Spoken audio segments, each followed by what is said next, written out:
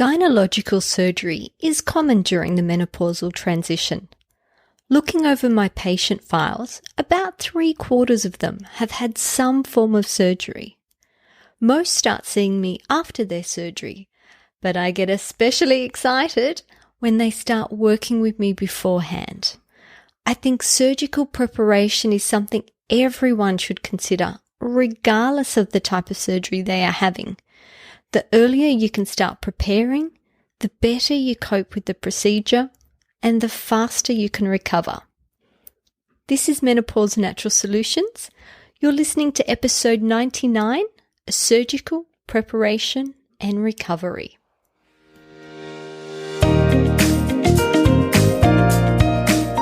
Welcome to Menopause Natural Solutions, your podcast for all things perimenopause, menopause and beyond. Stay tuned as your host, naturopath Jennifer Harrington, explains how to use natural therapies to find your ultimate health and happiness during your transition.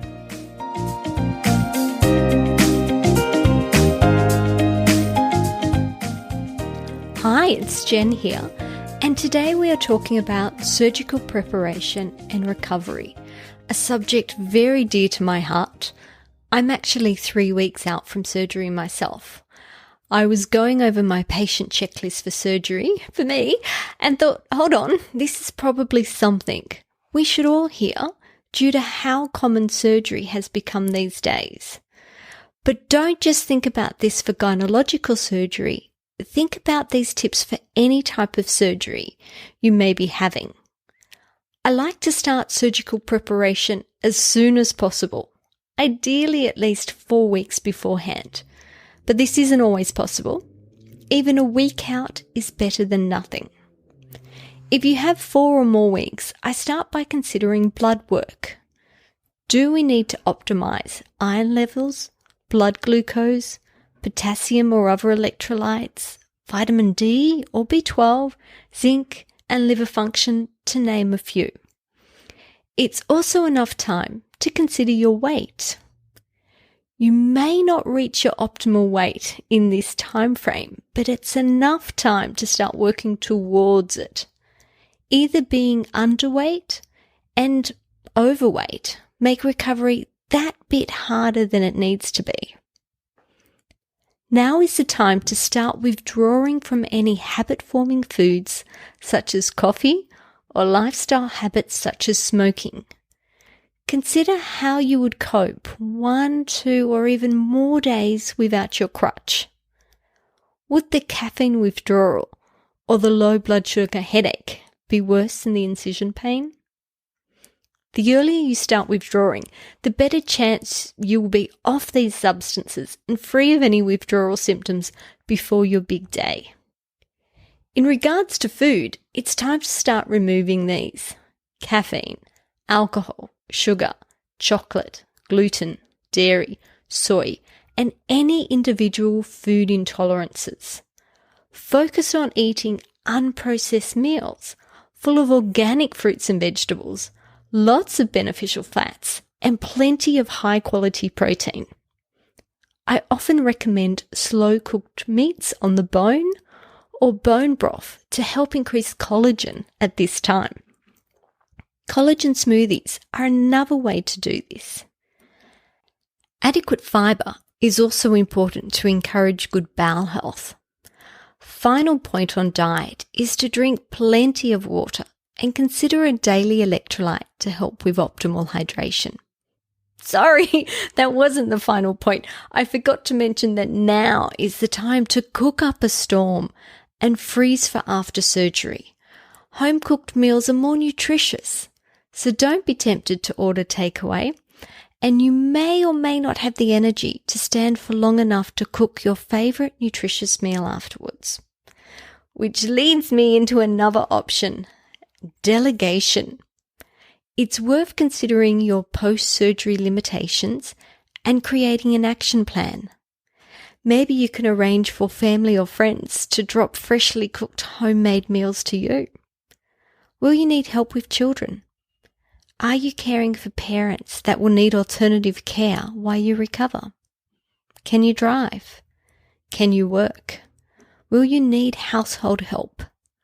It's certainly better to consider this now when you have time to look into all the options and ask for assistance. The next task depends on your anticipated recovery time. If you have an extended period of time to fill, I highly recommend you start considering your own entertainment. I can't tell you how many women I've consulted with who've packed books in their hospital bag, but very few have had the mental space to read afterwards. If you are having anesthesia, you may be a little dazed and confused with a limited attention span afterwards. Maybe magazines might be a better option, or crosswords, or cards, board games, even TV shows. If you are anxious about your upcoming surgery, it's time to learn a few mindfulness techniques, such as meditation, breath work, or hypnosis. I've seen some very good YouTube guided exercises to help ease your mind and help you mentally prepare for your surgery. A week prior to surgery, you need to stop all supplements, unless your surgeon has encouraged you to continue them. After surgery, it's important to follow your directives from your medical team, and don't be shy to call upon family and friends who offer to help.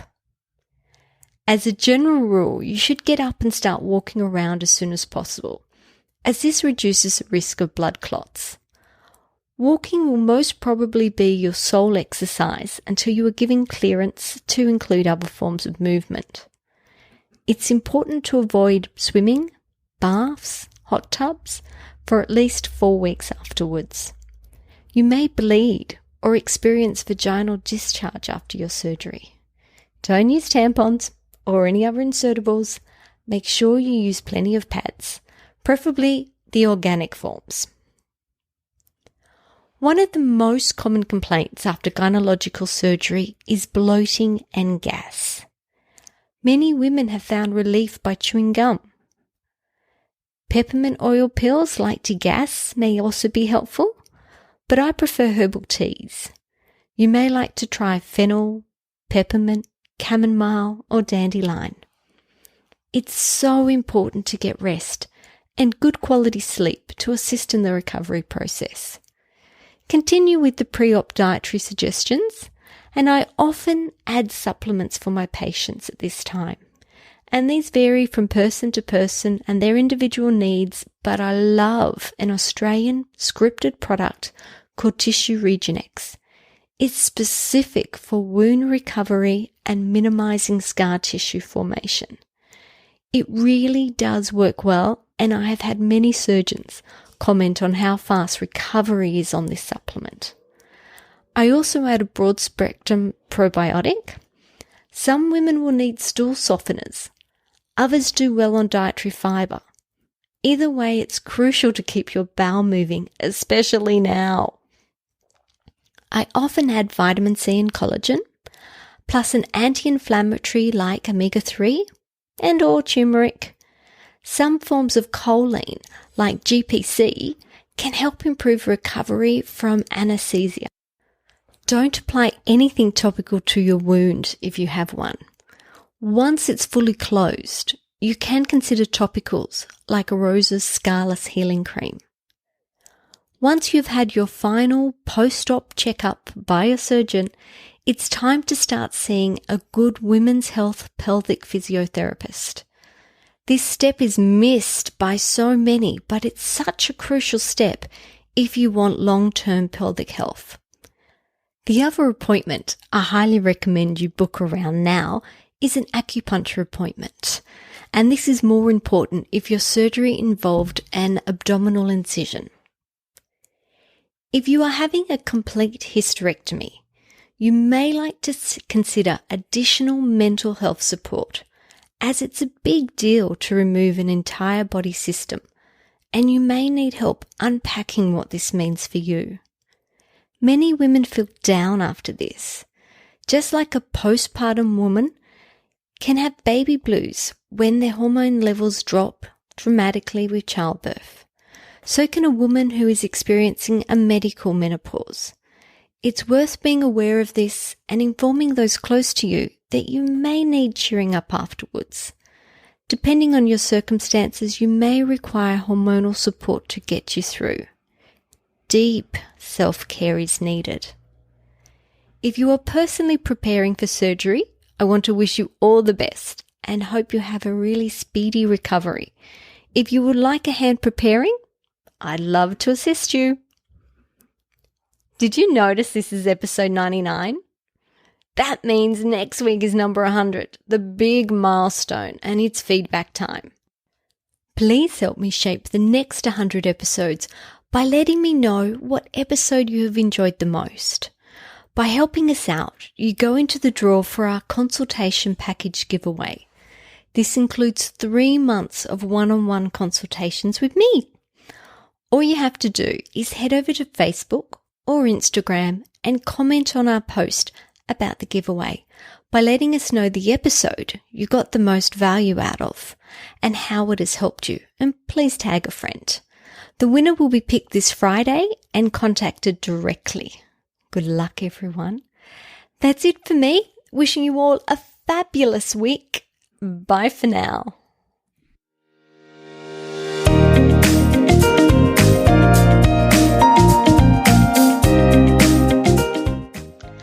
Thank you for listening to Menopause Natural Solutions. This podcast contains general information about menopause. It is provided as a guide and is not intended to replace medical advice. Opinions of guests are their own, and this podcast does not endorse or accept responsibility for statements made by guests. If you have enjoyed today's episode, please share it with a friend.